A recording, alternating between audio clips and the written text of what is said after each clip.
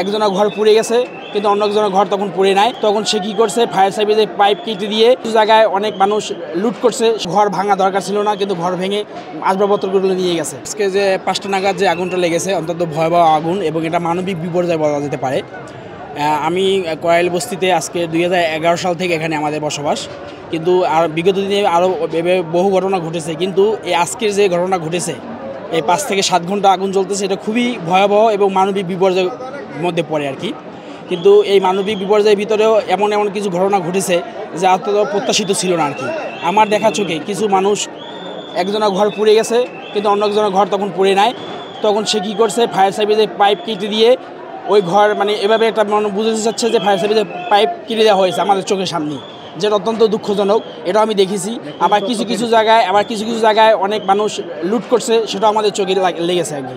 যেমন একটা দৃঢ় বন্ধনের আস্থায় শক্তিশালী স্টিলের আরেকটি নাম জেডএসআরএম।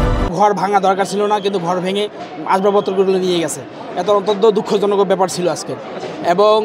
এবং আজকে যে ঘটনা ঘটেছে, এটা মানুষের তৈরিকৃত কোনো মেশিন দ্বারা যে আগুন নিয়ন্ত্রণ হবে সেটা আমার জানা মতে হতে নাও পারে। একমাত্র আল্লাহ তাআলা যদি রহমত না থাকে, এখানে আগুন নিয়ন্ত্রণ আনা সম্ভব নয়।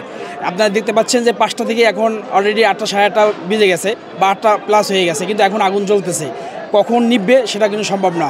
কিন্তু কিছু জিনিস আসলে দুর্ঘটনা চোখে লেগে যায় আর কি। সেটাও আজকে এই ঘটনা ঘটেছে।